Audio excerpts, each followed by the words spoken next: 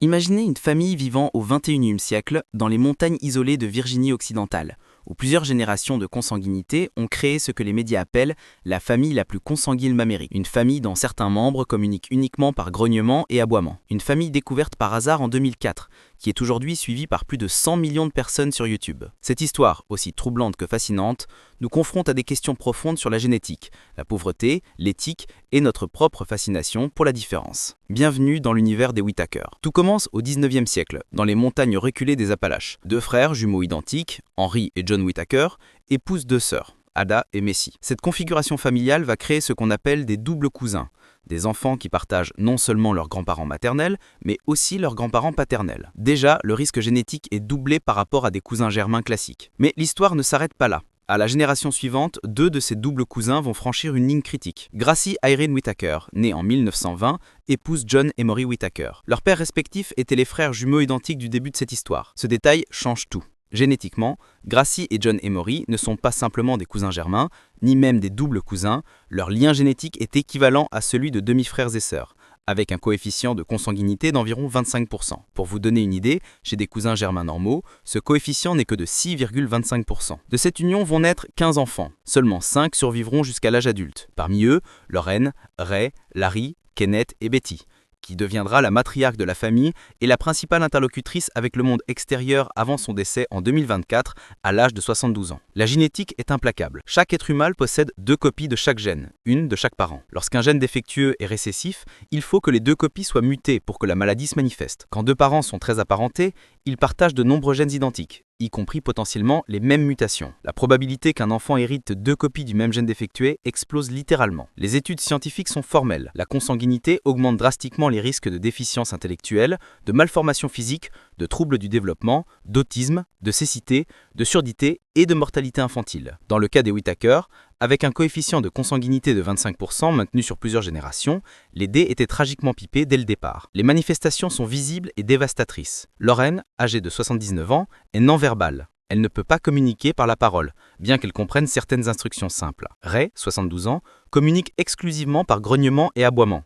Le photographe Mark Laita, qui a documenté la famille, le décrit comme incontrôlable. Lors des tournages, Ray se plaçait à quelques centimètres de la caméra, criait, s'enfuyait avec son pantalon tombant jusqu'aux chevilles et allait frapper violemment dans des poubelles métalliques. Ces comportements se répétaient en boucle. Timmy, 46 ans, est le fils de Lorraine, né d'un viol. Lui aussi est non-verbal, bien qu'il comprenne l'anglais. Larry et Kenneth peuvent communiquer verbalement, mais de manière limitée. Plusieurs membres présentent un strabisme sévère, une asymétrie faciale prononcée et des retards de développement massifs. L'histoire de la découverte de cette famille est presque aussi incroyable que leur situation elle-même. En 2004, Mark Laita, photographe américain, parcourt les États-Unis pour son projet de livre « Created Equal », où il photographie la diversité américaine, astronautes, danseuses de ballet, toxicomanes, politiciens. Dans un relais routier de Virginie occidentale, un adjoint du shérif lui parle d'une famille intéressante dans les montagnes. Laita décide de s'y rendre. Il décrit ce trajet comme une scène du film Délivrance. Une route qui se transforme en chemin de campagne, puis en chemin de terre, pour déboucher sur une caravane délabrée d'un côté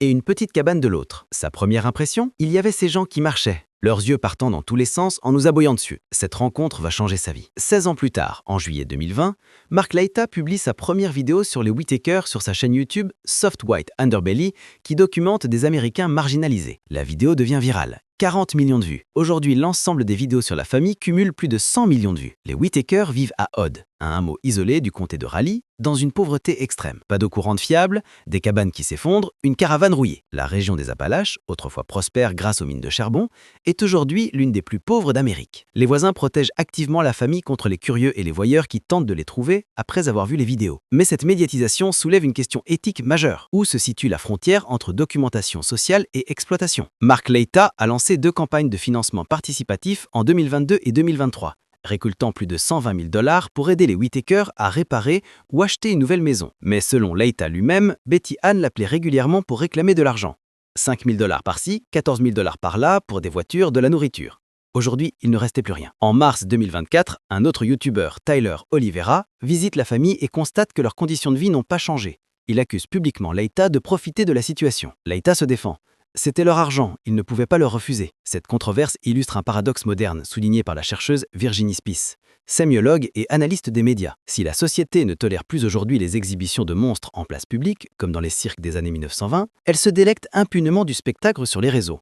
Un paradoxe très symptomatique de notre société. Nous rejetons moralement l'exploitation, mais nous consommons massivement ces contenus. La fascination pour les Whittaker vient d'un mélange de curiosité morbide, de sentiments de supériorité rassurants et, osons le dire, d'un plaisir voyeuriste. Voir leur situation nous rassure sur la nôtre. Pourtant, certains défendent Mark Leita. Ces vidéos ont attiré l'attention sur la pauvreté rurale, sur l'abandon des communautés appalachiennes par l'État, sur les conséquences réelles de l'isolement et du manque d'accès aux soins.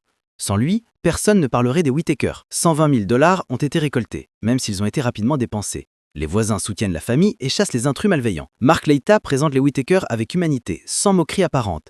Mais est-ce suffisant? Peut-on vraiment parler de consentement éclairé quand les personnes filmées ont des capacités cognitives si limitées? Il est important de noter que le titre de « famille la plus consanguine au monde » est probablement exagéré. Il existe certainement d'autres familles, dans des îles isolées, dans des communautés religieuses fermées ou dans des régions reculées d'Asie ou d'Afrique, avec des niveaux de consanguinité équivalents ou supérieurs. Les Whittaker sont surtout la famille la plus médiatisée, la plus visible. Leur cas est aussi compliqué par d'autres facteurs. Exposition à des toxiques environnementaux liés aux mines de charbon, malnutrition chronique, absence totale de soins médicaux, traumatisme psychologique. La génétique n'explique pas tout, même si elle explique beaucoup. Aujourd'hui, en 2025, 8 membres de la famille sont encore en vie. Betty, la seule capable de communication quasi normale, est décédée en 2024. Selon certaines sources non confirmées, 3 membres auraient été discrètement retirés de leur domicile par les autorités, sans explication. Leur localisation serait inconnue. Cette information, si elle est vraie, soulève de nouvelles questions.